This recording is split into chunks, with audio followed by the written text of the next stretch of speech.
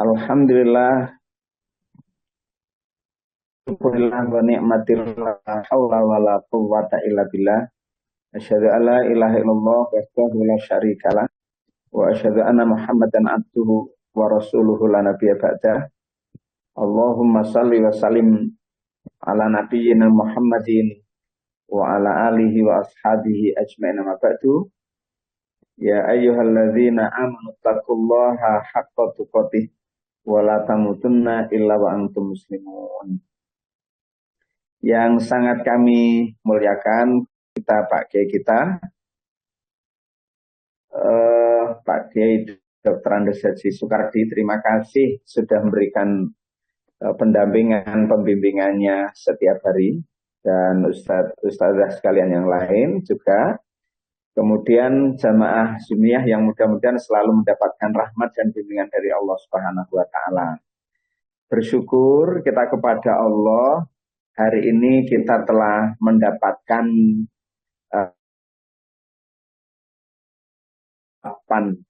sarapan rohani melalui kajian yang menurut saya itu penting, menarik sekali, lebih-lebih kemudian yang disampaikan Ustadz kita tadi mengenai tamak dan bagaimana solusinya. Alhamdulillah, mudah-mudahan Allah bantu kita, Allah berikan pertolongan kepada kita untuk kita bisa semuanya menghindari rasa tamak tersebut. Baik, Bapak sekalian, tema pada pagi hari ini itu adalah ketika hidup menemui jalan buntu. Bapak Ibu, kalau boleh tanya, Bapak Ibu pernah nggak di dalam hidup itu selama mulai sebelum bekerja, sampai kemudian bekerja, lalu menikah dan sampai sekarang, itu mengalami jalan buntu. Jalan buntu itu bukan gang buntu ya Bapak Ibu sekalian, tetapi jalan buntu itu di mana masalah itu tidak kunjung selesai. Dengan masalah mungkin juga punya masalah anak yang menjengkelkan, kemudian juga anak menjengkelkan belum selesai, tiba-tiba suaminya bermasalah, suaminya belum selesai juga, tiba-tiba istrinya juga bermasalah, kemudian kena PHK dan lain sebagainya. Nah, praktis jalan hidupnya seolah-olah buntu gitu. Mau maju ke depan tidak bisa, mau mundur ke belakang juga tidak bisa, langkah ke kanan ke kiri juga tidak bisa, maka praktis mungkin bisa stres, kemudian juga depresi. Nah, nanti akan kita sampaikan sebetulnya jalan buntu itu apa? Lalu apa faktor penyebab dari jalan buntu itu? Dan bagaimana kemudian Al-Quran memberikan solusi supaya jalan kita ini terbuka. Tidak sekedar terbuka hanya satu jalan, tetapi banyak jalan yang terbuka yang kita sebut sebagai pintu keberkahan itu. Terutama adalah mendidik anak. Bapak Ibu sekalian, ini kasus pertama yang menjadi dasar kenapa tema pagi hari ini itu perlu kita hadirkan. Yang pertama adalah, masalah pertama, beberapa hari yang lalu ada teman saya yang datang.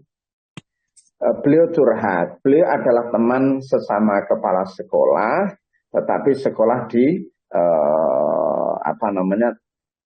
di umum ya, di sekolah umum tidak berbasis agama. Nah, seorang teman ini datang, dia ingin menjual rumahnya. Kenapa kok ingin menjual rumahnya? Saya tanya kenapa kok dijual?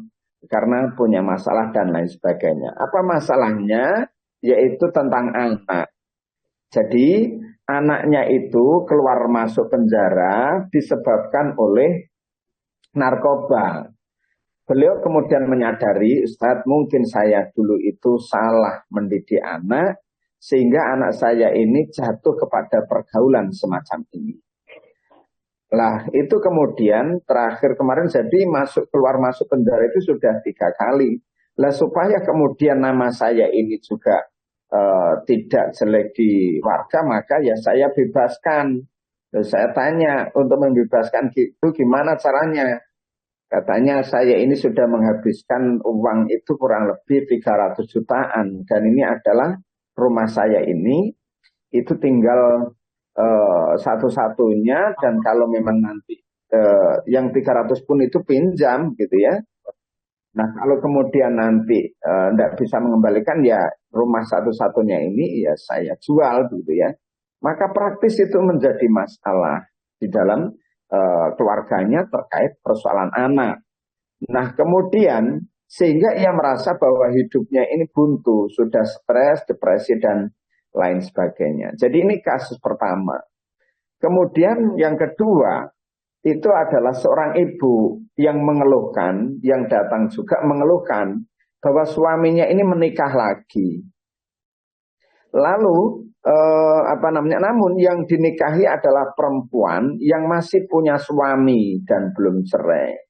Nah, saya ingin berpisah, tetapi tidak bisa karena faktor anak-anak saya. Jadi saya juga akhirnya setiap hari harus harus bertengkar dan lain sebagainya.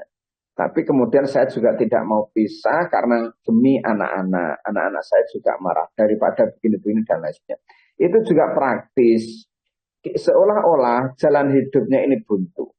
Tentu saja kasus-kasus semacam ini banyak. Saya beberapa waktu yang lalu juga mengisi di Ngawi ya, mohon maaf di Ngawi. Saya coba browsing berapa kasus perceraian di Kota Ngawi itu. Kalau di Surabaya malah tipe A itu lebih banyak lagi. Di Ngawi itu ada kurang lebih 2000 sekian gitu kasus perceraian itu. Lalu faktor utamanya apa? Lebih dari 1000 itu karena faktor tidak cocok dan yang paling utama itu adalah karena faktor ekonomi. Nah, seolah-olah memang jalan hidup itu sedang buntu, sekalian. Mungkin di antara kita juga pernah mengalami hal semacam ini dengan masalah-masalah yang lain di mana kita menghadapi pernah stres atau depresi, baik itu di kantor, menghadapi pimpinannya atau pimpinan menghadapi anak buahnya, kemudian juga lingkungan sekitar, mungkin juga di dalam urusan berdakwah dan lain sebagainya. Seolah-olah itu jalan hidup kita ini buntu ya. Nah, sebetulnya jalan buntu itu apa, Bapak Ibu sekalian? Saya mendefinisikannya yang umum aja. Jalan buntu itu merujuk pada situasi di mana seseorang merasa terjebak atau tidak ada kemajuan dalam kehidupannya.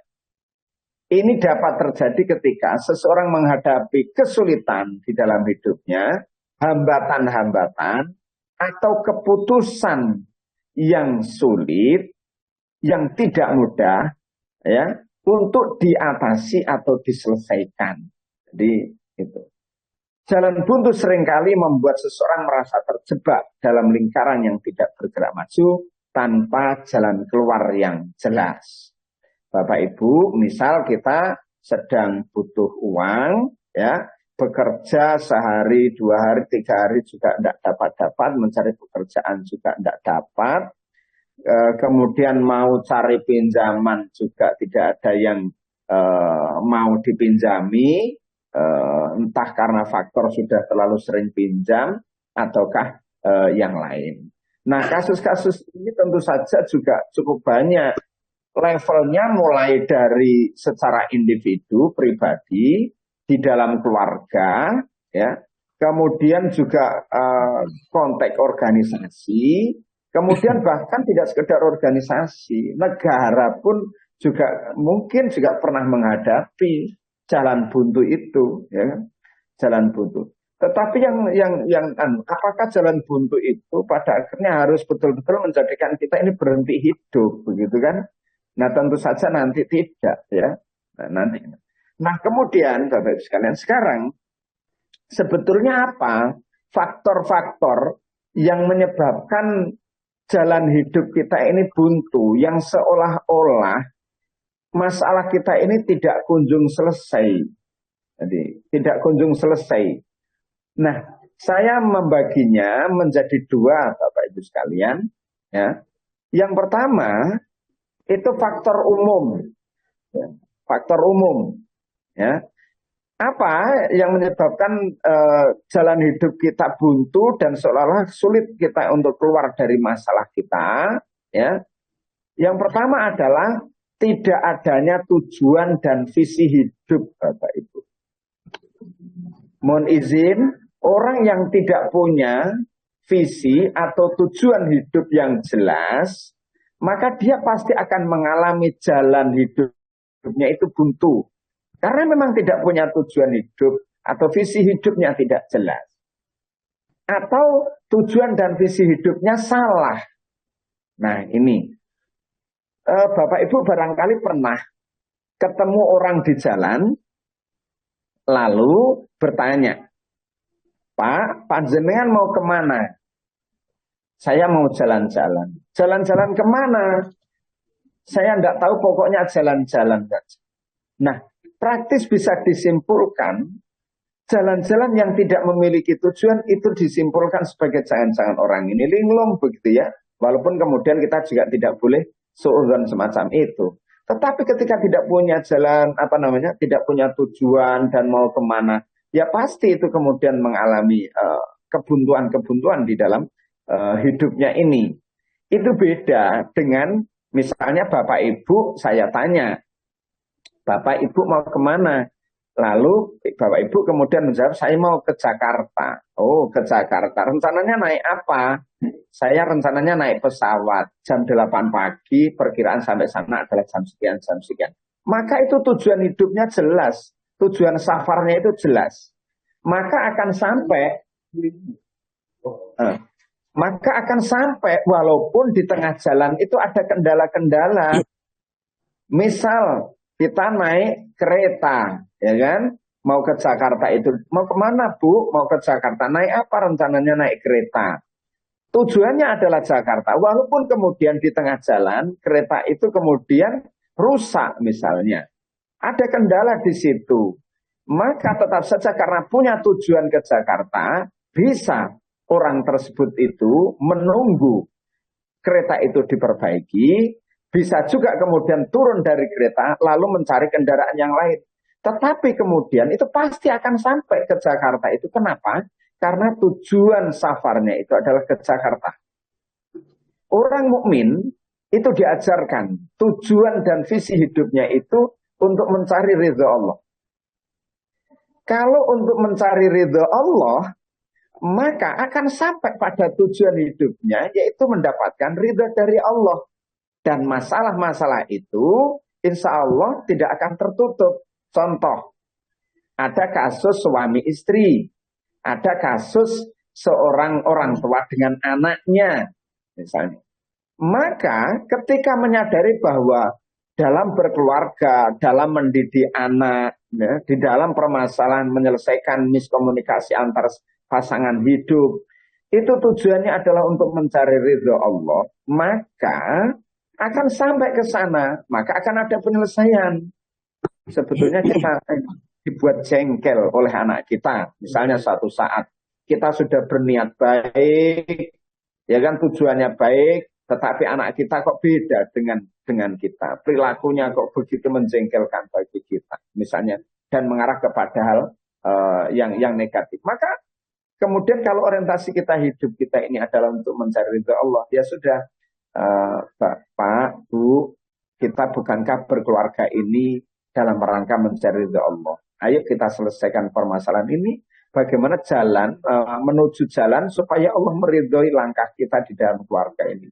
Sekali lagi, kalau kemudian orientasi hidup dan tujuan hidup atau visi hidup kita untuk mencari ridha Allah, maka insya Allah tidak akan ditemukan yang namanya jalan hidup itu buntu. dan tidak ataupun kalau kemudian ada buntu itu mungkin hanya sebentar saja, sebentar saja, ya. Nah ini coba kemudian orientasi hidupnya kita benahi. Sama dengan materi sebelum kajian ini ya, yang disampaikan oleh Ustadz kita tadi, bahwasanya kalau tujuan hidup kita ini untuk dunia, ya, untuk dunia pasti akan mengalami jalan-jalan buntu itu, ya kan? Lebih-lebih kemudian ada unsur tamak di situ yang merasa kurang. Makanya siapa namanya Khalil Gibran itu sampai-sampai menyatakan bahwasanya dunia ini telah Tuhan cukupkan sebetulnya, cukup untuk menghidupi semua manusia. Jadi kalau sekarang jumlah populasi penduduk di dunia ini berapa ya? 7,8 atau 7,8 miliar ya. Kalau Indonesia itu terbesar nomor 4, nomor 1 itu kan Cina, 1,4 miliar itu kan. Kemudian kalau India itu kalau tidak salah nomor 2 itu ya, sekitar 1,3 miliar orang penduduknya itu ya. Kemudian Amerika dan Indonesia termasuk itu. Nah itu cukup untuk menghidupi ya, dunia ini untuk menghidupi seluruh manusia. Tetapi tidak cukup untuk menghidupi satu orang yang tamak, ya, tidak cukup. Nah, bayangkan kalau ada 10 orang yang tamak misalnya, ya habis, ya kan? Habis. Nah, jadi begitu. Oleh sebab itu, apakah tamak itu kemudian akan menjadikan seseorang bahagia? Rasa-rasanya tidak, ya. Rasa-rasanya tidak. Dan memang digambarkan juga di dalam agama kita ini bahwa ketamakan itu tidak akan bisa menjadikan orang itu bahagia. Ya. Nah, padahal tujuan hidup kita ini bahagia. Kenapa kok tidak bahagia? Nah, dia ini terusan kan memenuhi nafsunya, ya, mengisi perutnya dan lain sebagainya. Padahal perutnya ini juga terbatas gitu kan. Ya. Tetapi nafsu lebih-lebih dari itu bahkan ya. Maka sekali lagi bahwa tujuan hidup kita ini tidak sekedar dunia atau tentu saja adalah untuk mencari ridha Allah. Kalaupun kemudian kita bekerja lalu mendapatkan banyak uang, itu orientasi hidupnya harus untuk mencari ridha Allah supaya tidak menemukan jalan-jalan buntu. Saya kemarin melakukan riset terhadap kepemimpinan seseorang begitu ya. Saya bertanya di dalam kepemimpinannya kan ini lembaga pendidikan yang sangat besar ya, riset saya ini. Kemudian saya tanya, apakah di dalam masa kepemimpinan ini tidak pernah menghadapi masa sulit? Beliau menjawabnya santai saja. Saya ini sepertinya dimudahkan oleh Allah. Jadi masalah-masalah itu seolah-olah kok tidak ada gitu. Lalu saya tanya, apa resepnya?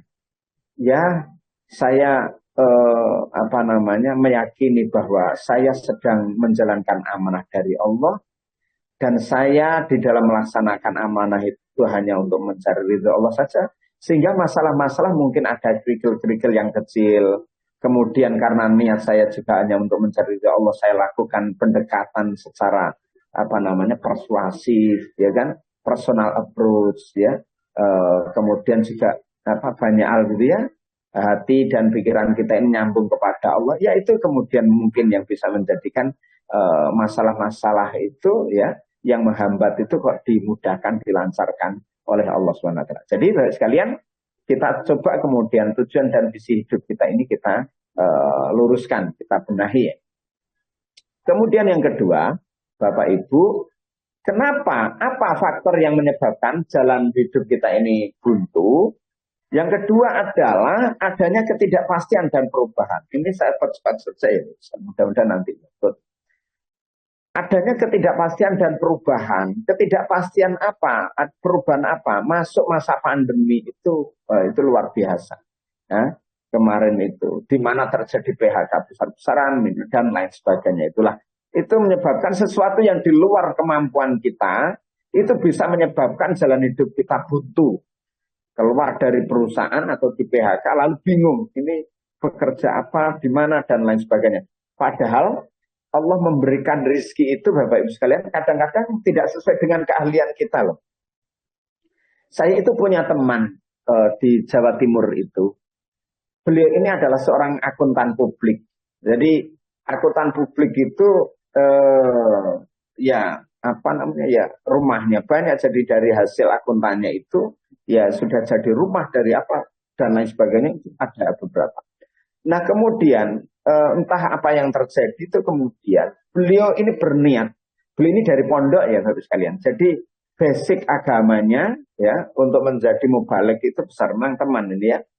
Tetapi kemudian beliau apa namanya itu mengambil jalan itu yang berbeda dari keahliannya di akuntan publik. Beliau berhenti, resign dari akuntan publik, kemudian menekuni dunia dakwah. Ya. Nah kalau dakwah itu apa namanya kan juga mungkin penghasilan tidak sebagaimana ketika akuntan publik.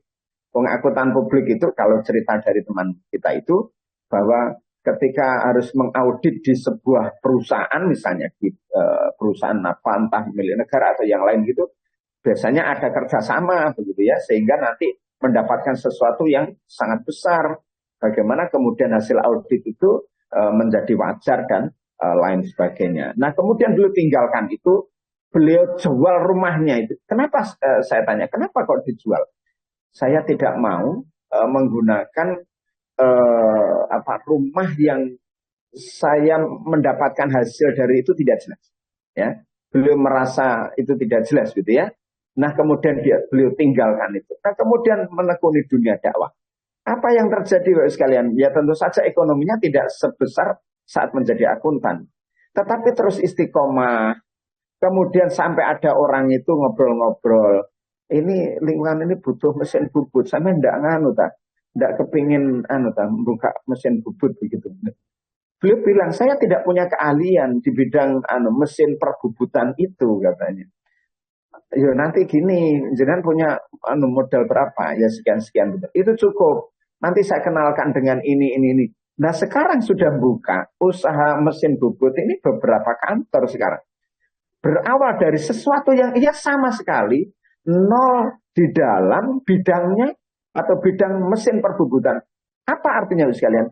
Kadang-kadang keahlian kita ini ya tidak selalu linier dengan hasil rizki kita, ya hasil rizki kita. Ya contoh saja misalnya Hajar lah, Hajar itu juga demikian kan, lari-larinya kemana, begitu ternyata juga sumber air yang dicarinya itu justru berada di dekat anaknya. Mungkin kalau pikiran kita akan bilang, loh kalau begitu untuk apa saya lari-lari tadi? Itu kan rezekinya ada di sini. Bisa jadi jika tidak lari-lari itu, tidak mencari air dari Safa dan Marwah, tidak akan hadir itu rezeki. Itu yang kemudian disebutkan bahwasanya kadang-kadang keahlian kita menyangkut rezeki tidak selalu linier. Tentu saja yang linier juga cukup banyak dan mungkin juga sangat banyak. Nah, jadi begitu. Nah, ketidakpastian dan perubahan bisa menyebabkan jalan hidup buntu ya, sekalian. Nah, kemudian yang ketiga, lingkungan negatif ya. Oh ya, saya lupa sekalian, saya menggunakan dua alat ya karena kamera di laptop kok enggak bisa. Jadi saya mungkin gambarnya kurang nyaman dilihat. Mohon maaf. Kemudian lingkungan negatif. Nah, lingkungan negatif dan kurangnya dukungan sosial 3 sama 5 saya jadikan satu aja. Bapak Ibu seorang anak ya, ini yang lingkungan negatif atau kurang dukungan sosial ya. Seorang anak yang punya masalah lalu curhat kepada ibunya ya, sudah mendapatkan omelan yang luar biasa, tidak nyaman. Mau curhat kepada bapaknya tidak peduli, praktis tidak ada dukungan sosial. Maka apa yang terjadi? Maka dia akan mencari tempat yang ia bisa curhat. Kalau dia kemudian masuk pada teman-temannya yang lingkungannya positif, maka dia akan tetap menjadi positif, bertahan dia. Tetapi bayangkan jika kemudian larinya adalah ke hal negatif atau ke kelompok teman-temannya yang negatif. jadilah dia kemudian negatif. Maka betapa banyak kasus narkoba, kasus judi online dan lain sebagainya. Ini karena faktor lingkungan negatif. Nah, oleh sebab itu, Bapak Ibu sekalian, ya seberat apapun masalah anak kita membantu. Walaupun kadang-kadang kita tidak cocok dengan keinginan mereka, ya sambil kemudian diselami. Karena memang dunia mereka beda, Bapak sekalian, dibanding dengan kita.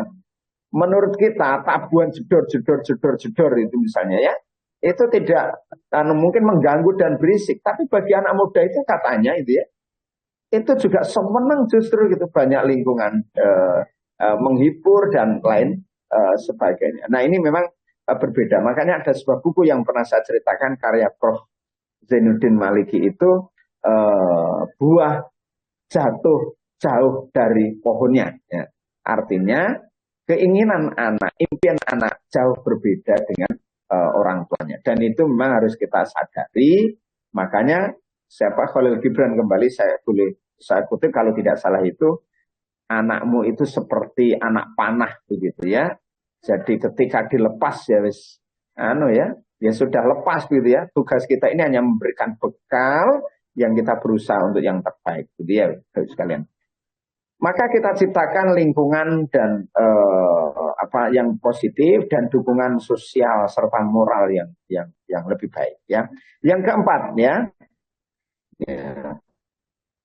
kurangnya keterampilan dan pengetahuan. Bapak Ibu, inilah sebabnya bahwa kita ini harus mencari ilmu terus-menerus. Kajian kita pada pagi hari ini dalam rangka itu saya kira ya, sekalian.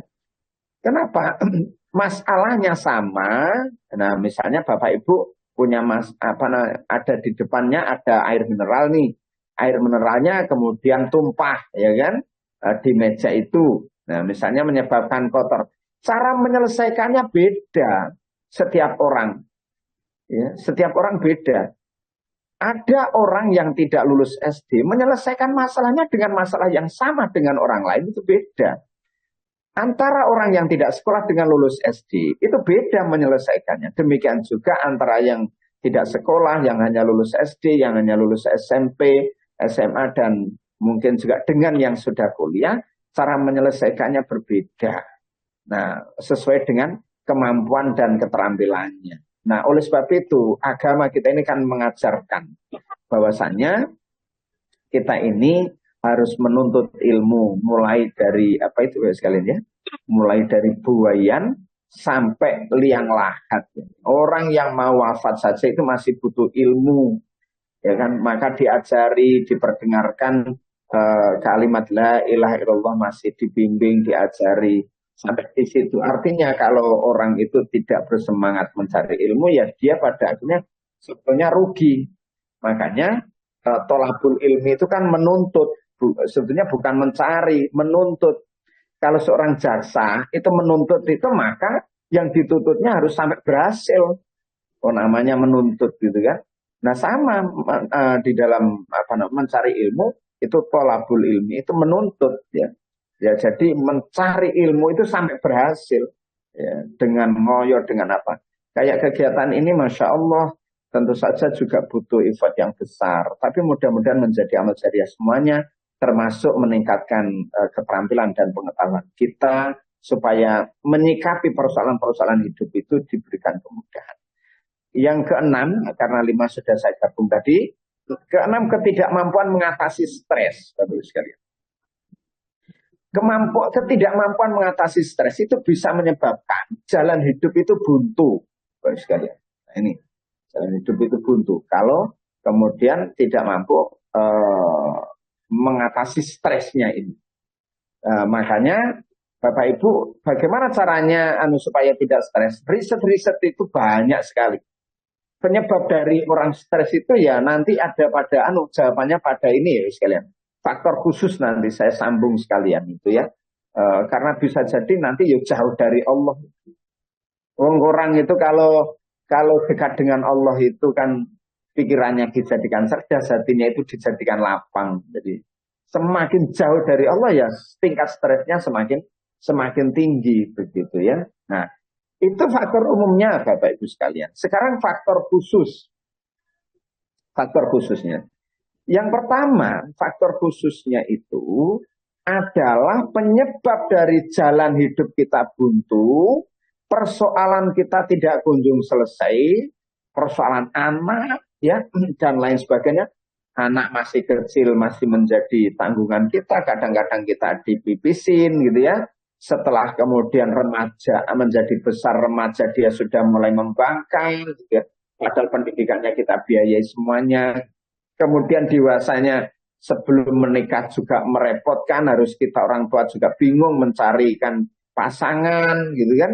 Kalau kemudian sudah menikah kok belum, kehidupan ekonominya itu belum baik-baik saja, juga kita ini masih mikir gitu ya. Masih ikut mikir, masih kepikiran dan lain sebagainya. Sudah kepikiran diberi cerita yang negatif-negatif dari keluarga anak kita. Itu juga masalah.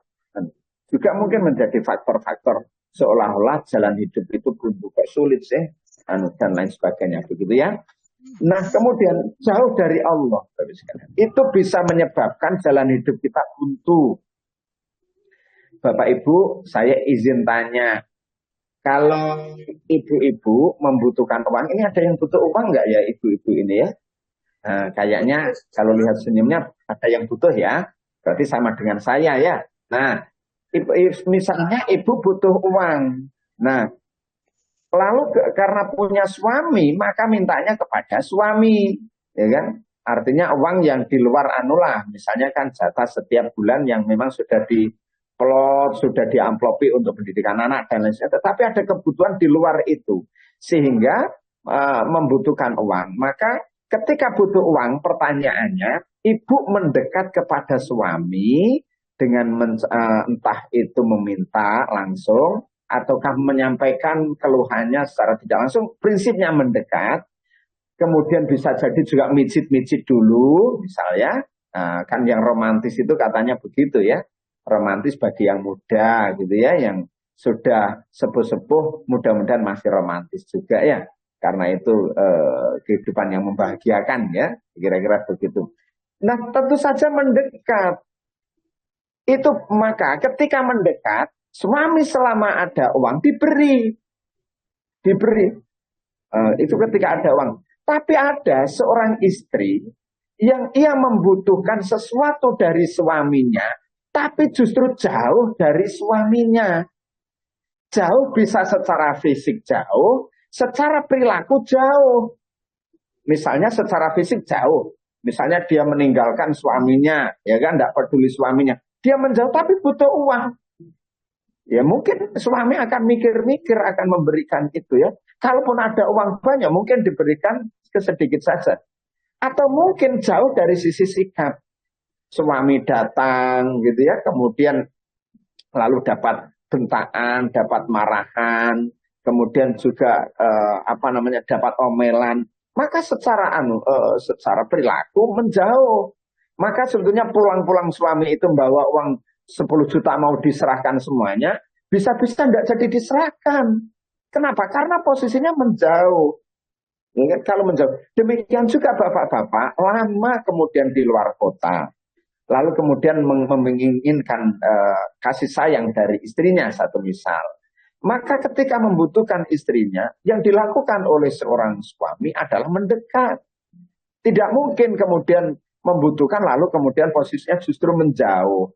Maka kalau menjauh pasti akan menemukan jalan buntu di mana kita tidak akan mendapatkan sesuatu yang kita inginkan. Jadi faktor penyebab jalan buntu itu adalah jika kita ingin menjauh. Nah, kalau kehidupan kita yang saya contohkan tadi itu sebagai sebuah analog hubungan kita kepada Allah, maka ketika kita butuh solusi hidup, butuh jalan hidup kita ini dibuka, ya tentu saja harus dekat kepada Allah. Punya masalah, tapi larinya malah ke dugem. Maka bukan menyelesaikan masalah. Memang di dalam tempat dugem itu mungkin akan menyelesaikan masalah sesaat saja. Keluar dari dugem itu dia akan muncul masalah yang baru. Karena bukan esensi dari penyelesaian hidup atau pembuka hidup yang membahagiakan itu. Maka ketika kemudian ya kita jauh dari Allah, ya, tidak butuh Allah, entah karena kita merasa hebat. Sudah kalau merasa hebat itu ditutup sama Allah, ya, ditutup sama Allah, ya. Kalau kita merasa pinter, bisa menyelesaikan persoalan-persoalan termasuk anak-anak kita, ditutup sama Allah. Ya, saya ini pernah mengalami Allah Karim ketika saya punya dulu masih zaman jahiliyah ya sekalian zaman jahiliyah. Seolah-olah punya kemampuan yang hebat, sudah punya pengalaman ini itu, selesailah begini yang menyelesaikan begini. Padahal yang ditangani juga persoalan yang sama begitu. Allah Karim, masya Allah.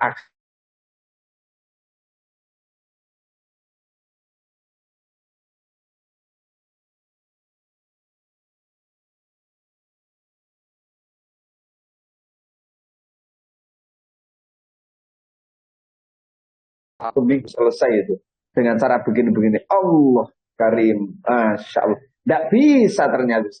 Mau melangkah di sini tidak bisa, mau melangkah di sini trouble, melangkah di sini trouble. Wah, tidak bisa. Maka segera kemudian kita ini ya mendekat kepada Allah saat itu. Ya Allah, mohon maaf, saya melakukan kesalahan telah dolim kepada Engkau, ya melebihi macam-macam itu dan sekalian, maka sekali lagi jangan jauh-jauh dari Allah. Mengingat bahwa persoalan hidup kita ini akan selalu ada ya. Dan selama masalah itu ada dan tidak mungkin kita tidak ada masalah, wong kita diam-diam tidak ada apa-apa, tidak ada angin, tidak ada apa, tiba-tiba kok begini ya, kok tidak enak ya. Jadi itu kadang-kadang muncul saja ya.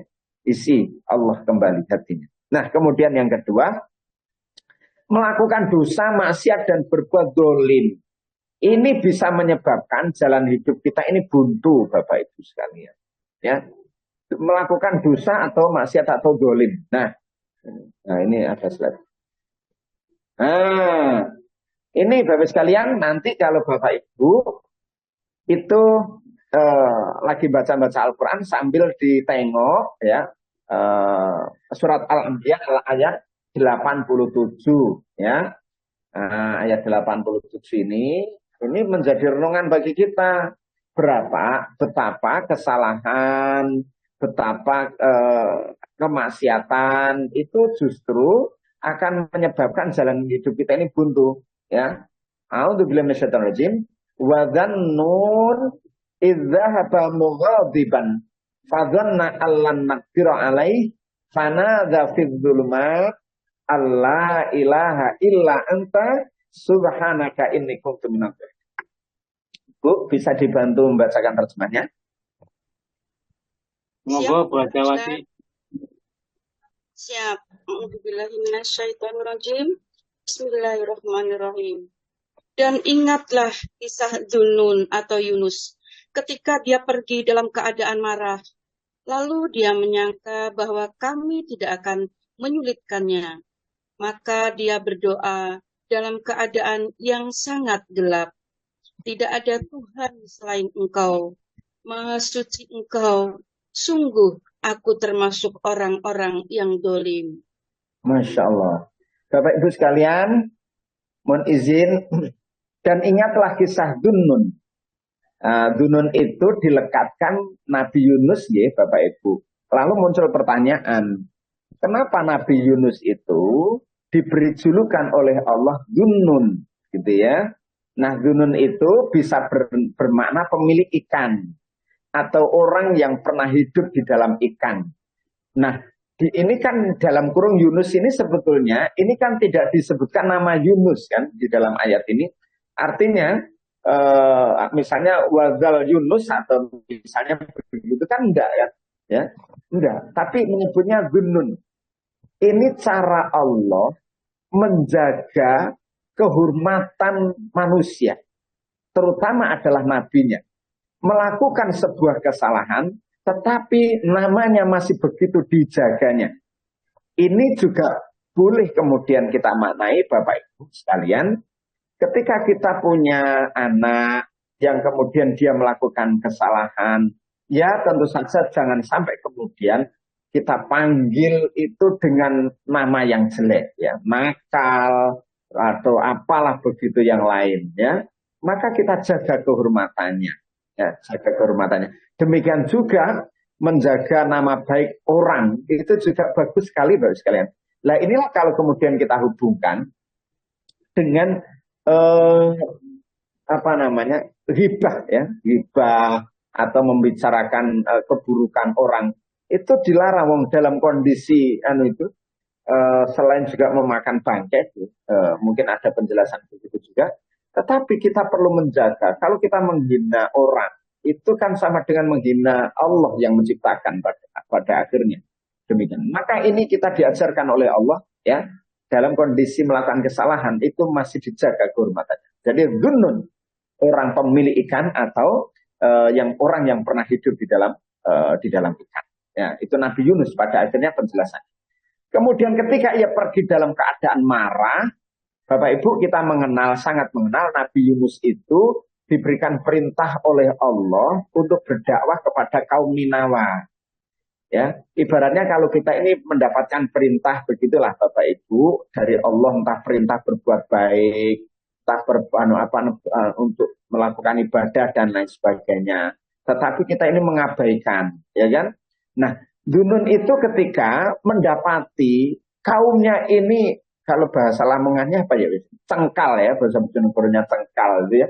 Sulit diatur, menjengkelkan, kemudian juga malah justru memusuhinya. Padahal ini sudah lama ya didakwahinya, tapi malah memusuhinya.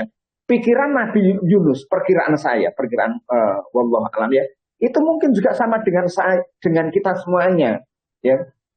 Mungkin sama dengan kita. Nah, untuk apa saya ini kok susah-susah berdakwah di sini itu, gitu kan? Untuk apa kok susah-susah berdakwah di sini, gitu ya? Saya kan bisa mencari tempat yang lain, yang di sana nanti lebih enak, lebih bebas. Mungkin juga akan banyak yang mengikuti saya, begitu kan? Nah, tetapi tidak bisa. Nabi Yunus itu belum mendapatkan perintah dari Allah untuk meninggalkan, belum dianggap selesai dakwah di situ itu. Maka dia tinggalkan dalam kondisi jengkel, dalam kondisi marah, ya, meninggalkan, mengabaikan perintah Allah itu. Lalu apa yang terjadi? Lalu ia menyangka bahwa kami, kata Allah, tidak akan mempersempitnya, tidak akan menyulitkannya, tidak akan menutup jalan hidupnya, ya kan? Maka apa yang terjadi? Keluar dari zona dakwahnya itu, maka ia harus melakukan perjalanan melewati laut yang perahu biasanya diisi lebih dari yang hari itu tidak muncul masalah, tiba-tiba muncul masalah. Maka isi-isinya harus dikeluarkan, sampailah pada giliran ini masih juga oleng, maka harus ada orang yang turun dari kapal itu. Maka diundilah gitu ya, karena tidak mungkin tiba-tiba ada yang langsung dilempar gitu, tidak mungkin ya. Maka diundi. Perkiraan saya orang berada di perahu ini adalah orang-orang baik semuanya. Karena muncul kesepakatan itu harus diundi. Maka diundi, nama yang keluar adalah nama Nabi Yunus, dikunci di situ. Ditutup, dibuat sempit. Tidak ada jalan. Maka kemudian tidak terima yang namanya nakodanya. Ini orang baik Yunus ini, Nabi Yunus ini. Ya kan? Maka diundi lagi, keluar lagi namanya, nama Nabi Yunus. Sampai kemudian ketika baru kemudian saya telah berbuat dolim, ya saya telah berbuat salah kepada Allah Subhanahu Wa Taala, di mana saya belum dianggap cukup berdakwah, tetapi saya sudah meninggalkan dalam kondisi marah. Ditutup Bapak sekalian, dikunci. Maka turunlah. Apakah sudah selesai setelah turun? Tidak. Turun dari perahu kemudian masuk, tiba-tiba datang ikan paus, masuk ke ikan paus itu sangat gelap itu. Apakah selesai Bapak sekalian? Tidak. Kemudian masuk ke tengah laut, ke dasar laut itu. Kemudian berjalan melewati beberapa samudra itu kan. Nah kemudian sampai di dalam kegelapan, sudah di dalam perut ikan gelap, ikannya berada di tengah laut, ya kan, di tengah laut dalam kegelapan pula pada hari yang gelap itu, maka semakin gelap, dikunci Bapak Ibu sekalian. Nah kemudian apa yang dilakukan? Pernahkah kita membayangkan andai kata Nabi Yunus itu tidak bertaubat kepada Allah, tidak mengingat Allah, tidak mengakui kesalahannya kepada Allah, mungkinkah bisa lepas di situ? Saya kira tidak. Tetapi ini diajarkan oleh Allah bahwa ada kesadaran dari Nabi Yunus, ya kan? Ada kesadaran dari Nabi Yunus untuk menjadi pelajaran bagi kita semuanya. Maka ia menyeru, Nabi Yunus menyeru di dalam keadaan yang sangat gelap itu, di perut ikan yang sangat gelap itu, dan sempit juga, ya, bahwa tidak ada Tuhan selain Engkau ya Allah, Maha suci Engkau, sesungguhnya aku adalah termasuk orang-orang yang dolim. Maka setelah kemudian menyadari, Allah bebaskan, Allah keluarkan dari situ. Bapak Ibu sekalian, kalau peristiwa ini kita analogkan pada kehidupan rumah tangga kita, jangan-jangan persoalan rumah tangga kita ini sepertinya tidak kunjung selesai, bukan karena faktor yang lain. Jangan-jangan ada sebuah kesalahan yang dilakukan oleh anggota keluarga itu sehingga menyebabkan oleng, ya, merasa berat di dalam rumah tangga itu. Atau mungkin barangkali kenapa mendidik anak kok seolah-olah tidak selesai-selesai ini. Kok seolah-olah mengalami jalan buntu ini. Saya sudah coba begini, tapi tetap saja kemudian juga tidak ada solusinya. Anak kok tambah begini misalnya. Maka kita mencoba untuk introspeksi diri. Tidak ada salahnya saya kira kita mencontoh bagaimana kemudian Nabi Yunus itu menjadi teladan bagi kita dalam konteks bagaimana harus bersadar diri, memohon maaf kepada Allah. Ya Allah, barangkali ada sebuah kesalahan yang namanya manusia tidak mungkin Bapak Ibu sekalian itu tidak punya salah, ya, pasti punya salah. Jadi juga kita perlu kemudian memohon ampun kepada Allah. Mudah-mudahan nanti Allah akan membukakan jalan. Jadi itu Bapak Ibu sekalian ya penyebab. Kemudian yang berikutnya Bapak Ibu sekalian itu mungkin kita juga tidak perlu terburu-buru. Visi hidup kita ini sudah hanya untuk mencari ridho Allah. Kita ini juga sudah punya kemampuan yang sangat baik. Dukungan lingkungan itu juga sosial juga sangat bagus. Pengelolaan hatinya juga sudah sangat bagus. Kita juga terus dekat kepada Allah melalui ibadah kita, sholat tahajud kita, melalui puasa, ya kan? Kemudian juga sedekah kita yang kita lakukan sudah semakin dekat kepada Allah, juga mengurangi maksiat. Tapi kenapa kita kok masih punya masalah begini? Bapak Ibu, jangan terburu-buru, ya. Jangan-jangan Allah memang menguji kita, ya. Bukan karena kita ini tidak dekat kepada Allah, jangan-jangan kita ini sudah dekat kepada Allah. Jangan-jangan kita ini juga sudah mengurangi dan berusaha mengurangi kesalahan kita. Tetapi karena Allah menguji kita, maka kadang-kadang ditutup jalan hidup kita ini, Bapak Ibu sekalian. Nah ini surat Al-Baqarah, karena waktunya sudah ya, saya langsung bacakan terjemahnya saja ya Bapak sekalian. Dan sungguh akan kami berikan cobaan kepadamu dengan sedikit ketakutan, ya, kelaparan dan kekurangan harta, jiwa dan buah-buahan. Bapak Ibu sekalian, ini ujian dari Allah yang mesti Allah akan berikan kepada kita. Tidak mungkin manusia hidup di dunia tidak diuji oleh Allah. Takut nanti anaknya itu tidak sukses, ya kan? Takut kalau anaknya nanti begini dan lain sebagainya. Maka itu diuji oleh Allah, ya kan? Nah, kemudian kelaparan juga demikian. Maka tidak perlu terburu-buru, introspeksi diri perlu, ya. Tetapi kemudian ketika kita sudah dekat, tetapi masalah kok tidak kunjung selesai, itu cara Allah Subhanahu Wa Taala untuk menguji kita. Tetapi kita perlu ingat bahwa ketika Allah menguji kita, seorang guru menguji kita, itu karena memang kita akan dinaikkan kelas. Demikianlah Allah menguji kita karena kita akan diberikan kemampuan yang lebih. Karena suatu saat kita ketika masalah dalam organisasi, masalah dalam rumah tangga kok begini ya, misalnya kok sepertinya menghimpit, itu jangan-jangan cara Allah untuk menjadikan kita ini sesuatu yang kapasitas kita akan dibesarkan oleh Allah, ya. Sebab kalau nanti tidak diuji dengan begitu, ketika mendapatkan masalah yang lebih besar, dia tidak bisa lagi. Masalah kecil saja tidak bisa menyelesaikan, dia maka perlu dilatih, ya, perlu dilatih oleh Allah Subhanahu Wa Taala. Artinya Allah akan meningkatkan kapasitas hidupnya.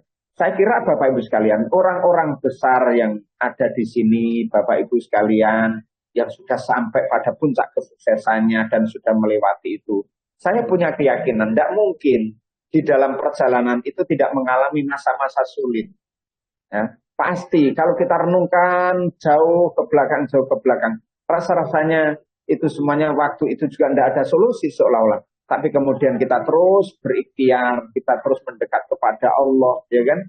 Ikhtiar, kemudian berdoa, ikhtiar berdoa, dan itu seperti dua mata sisi uang saja ya, tidak bisa berdiri sendiri. Ikhtiar ya sekaligus berdoa, terus demikian sambil bertawakal kepada Allah. Jalan sampailah pada kesuksesan. Tapi ketika dulu kita misalnya menolak dengan tantangan dari pimpinan, mungkin tidak akan sebesar seperti sekarang seperti Bapak Ibu sekalian. Jadi kalau Allah memuji kita, apa yang kita lakukan? Allah memberikan kuncinya. Berikan kabar gembira kepada orang-orang yang sabar. Kan kesabaran itu adalah menggembirakan. Sabar itu pada akhirnya akan menggembirakan. Baik selesai urusan kita ataukah tidak selesai urusan kita, tetap akan menggembirakan. Karena orang yang sabar itu dia akan pada akhirnya akan pada titik di mana dia akan mengikhlaskan segala sesuatunya. Dia akan kembali kepada Allah. Sehingga ketika dia kembali kepada Allah, berpasrah diri kepada Allah, disitulah Allah akan hadirkan kebahagiaan, ketenangan hidup. Oh ternyata begini. Maka lapang kembali kita semuanya ini Bapak sekalian.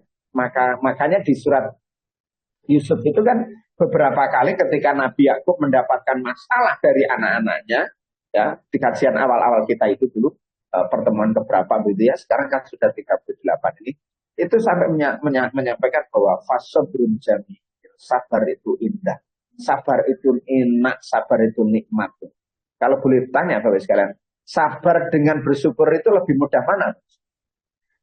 Rata-rata itu menjawab lebih mudah bersyukur, ya. Padahal lebih sulit bersyukur. Sabar itu lebih mudah. Wong kita tidak sabar, tetap dipaksa untuk sabar, ya. Lah bersyukur, jangankan kita, Nabi Daud saja bingung kok urusan bersyukur. Di dalam tafsir misalnya Ibnu Katsir itu kan, ya Allah katanya Nabi Daud. Nabi Daud itu kan stempel langit dan bumi diberikan.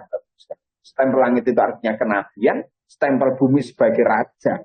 Ya, saya kira tidak ada kecuali dua ini ya.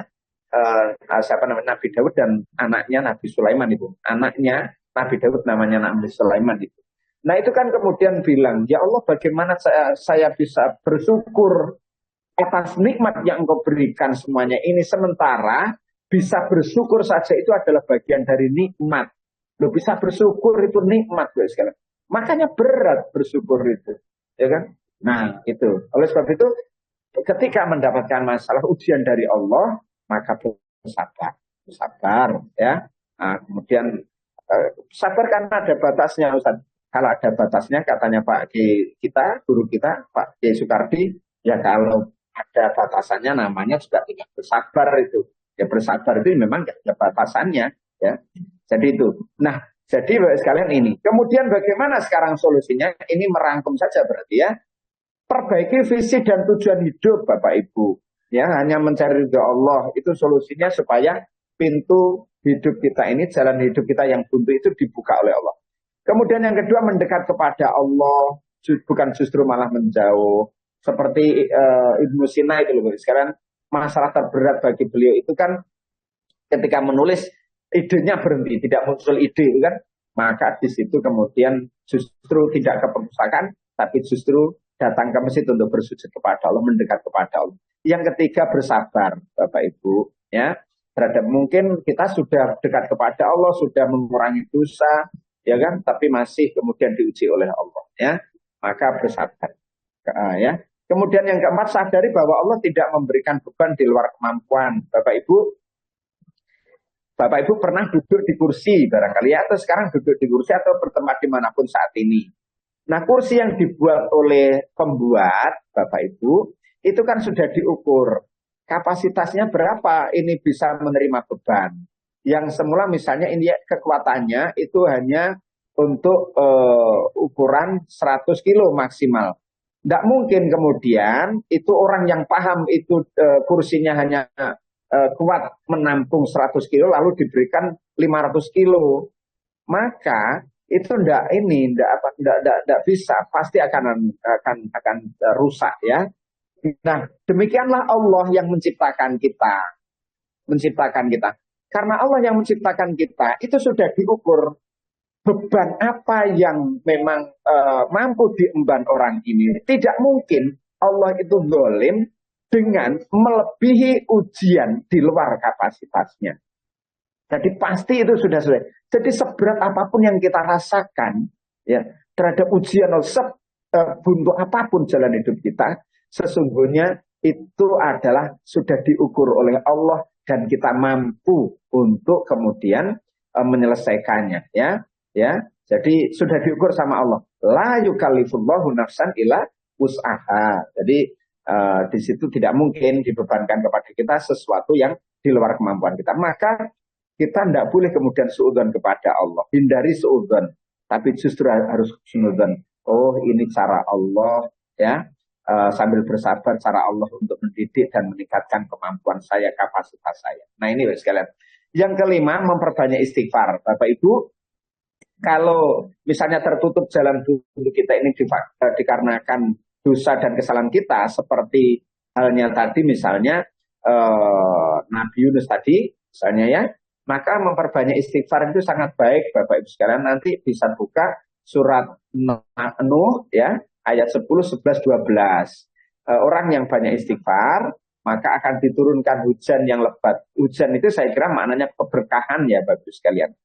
Jadi bukan hujan yang kemudian malah menyebabkan banjir ya, menyebabkan musibah, tetapi hujan yang deras ya tapi bermakna keberkahan. Yang kedua, akan diperbanyak anak dan sekaligus rizkinya. Entah dari jalan mana nanti Allah itu akan sudah punya cara ya, cara Allah ya, itu yang lebih baik ya. Kemudian yang keenam adalah sedekah, itu juga bisa membuka pintu jalan hidup yang buntu.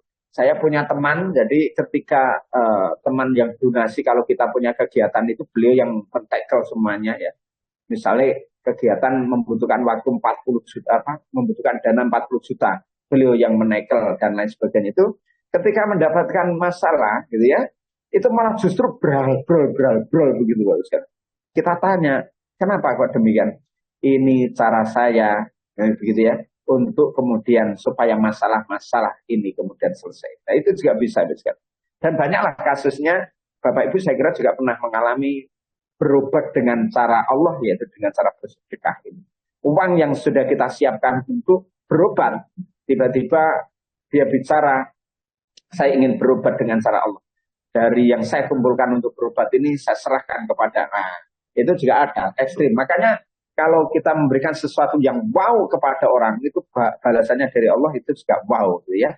Kemudian banyak bersilaturahim. Nah Bapak Ibu sekalian, ini ayat-ayatnya saya kira. Nah, ini bagian akhir Bapak Ibu. Mungkin 2 slide terakhir. Bapak Ibu, mungkin Bapak Ibu pernah lewat Jindarmo. Lalu kita mau jalan ke sana, atau lewat di mana ada Car Free Day ya misalnya, atau apalah gitu ya. Lalu tertutup pintu, jalannya tertutup ya, jalan tertutup. Nah, jalan tertutup ini yang harus kita pahami bahwa di balik portal, di balik tertutupnya ini ternyata jalannya sangat lapang Bapak Ibu. Jalannya sangat luas dan jalannya itu sangat panjang sekali. Nah kenapa kok kemudian kita tidak bisa jalan, tidak bisa lewat? Karena memang hanya tertutup portal. Pertanyaannya, Bapak Ibu ingin membuka portal ini sendiri dengan cara turun dari kendaraan, sepeda motor atau mobil, lalu kita buka sendiri, ataukah kita minta polisi, karena di situ ada penjaganya polisi, ya kan? Maka kita kalau ingin enak, begitu kan tetap saja kemudian kita membuka ya, meminta bantuan, tidak perlu turun dari kendaraan, lalu Pak Polisi sudah membukakan. Nah, Bapak Ibu, ketika jalan hidup kita buntu, entah itu persoalan pendidikan anak yang menjengkelkan, kemudian persoalan hidup kita yang lain, itu hanya faktor portal saja, Bapak Ibu sekalian. Hanya portal saja. Di balik portal itu, di balik pintu yang tertutup itu, dinding yang menutup itu, ada jalan yang sangat luas. Maka, apakah kita mau membongkar sendiri dengan ikhtiar kita, dengan kemampuan kita, ataukah kita cukup tenang-tenang di mobil, lalu bilang kepada Pak Polisi, saya butuh lewat, gitu. Lalu Pak Polisinya kemudian membukakan. Nah, tentu saja kita bisa saja berikhtiar dengan semampu kita, tetapi yang maha bisa membuka pintu masalah hidup kita ini ya Allah. Maka kita minta kepada Allah, ya Allah buka. Dengan cara apa tadi? Satu, memperbaiki hubungan kita kepada Allah. Orientasi dan tujuan hidup kita hanya untuk mencari ridho Allah. Ya kan? Menghindari dosa misalnya. Maka itu akan dibuka oleh Allah Subhanahu wa taala pintu yang menutup itu. Dan kalau Allah sudah membuka Bapak Ibu sekalian, tidak hanya satu jalan ini saja, tetapi bisa puluhan, ratusan, bahkan jalan-jalan itu akan diluaskan oleh Allah dan diberkahkan. Ini namanya keberkahan. Ketika pintu jalan hidup kita ini tertutup. Nah, tugas kita bagaimana kemudian bisa terbuka, ya. Tadi sudah kita berikan solusi. Nah, kemudian, nah ini selalu ada jalan, Bapak sekalian. Nah, sesudah kesulitan pasti ada kemudian. Kemudiannya berapa? Ya sangat banyak tentu saja, ya. Sangat banyak kemudiannya. Oke. Nah, Bapak Ibu sekalian terakhir, sebanyak apapun tumpukan masalah kita, seperti kabel ini Bapak Ibu sekalian, jangan lupa ya, jangan lupa untuk menancapkan pikiran dan hati kita ya, itu kepada Allah saja. Ya. Sudah muncul Bapak Ibu sekalian? Muncul ya? Nah, Belum. jadi sebanyak belum ya Bu? Belum. Selalu ada jalan sudah muncul, Ustaz. Selalu ada jalan tulisannya. Oh, ada satu lagi harusnya. Oh, kok keluar saya. Oke. Nah, saya masih loading kayaknya Bapak sekalian. Nah, tapi intinya Bapak sekalian, sudah kelihatan Bapak sekalian? Belum, Pak Ustaz. Oh, ya sudah. Ya sudah apa-apa. Ini ada gambar sebetulnya kabel yang yang numpuk ya. Ya, tuh. Saya keluar dari Zoom ya Bapak sekalian. Yang slide saya. Sudah tampak Pak Ustaz. Sudah ini Pak Ustaz. Oh ya. Jadi oke. Jadi Bapak sekalian, sebanyak apapun masalah kita, tumpukan-tumpukan kabel semacam ini ya, maka satu yang harus tidak boleh dilupa, yaitu pikiran hati kita ini nancap kepada Allah supaya listrik itu nyala kembali, supaya kehidupan itu ada kecerahan kembali, supaya pintu yang menjadi penutup itu kemudian juga terbuka kembali. Apa yang menjadi masalah teman-teman kita atau bahkan diri kita menyangkut itu anak-anak kita yang saya contohkan keluar masuk penjara sehingga mengeluarkan banyak biaya, kemudian juga ada persoalan rumah tangga, ada persoalan kantor dan lain sebagainya. Mari kita kemudian memperbaiki tujuan hidup kita hanya mencari ridha Allah. Yang kedua adalah mendekat kepada Allah, bukan malah justru menjauh, melakukan maksiat lagi lebih-lebih, kemudian banyak beristighfar, memperbanyak sedekah, kemudian bersilaturahim kepada orang lain. Mudah-mudahan Allah akan memberikan solusi terkait anak kita, termasuk keluarga kita, termasuk lingkungan sekitar kita, dan termasuk diri kita sendiri. Demikian Bapak sekalian, mudah-mudahan ada guna dan manfaatnya. Billahi taufiq wal hidayah. Wassalamualaikum warahmatullahi wabarakatuh. Waalaikumsalam.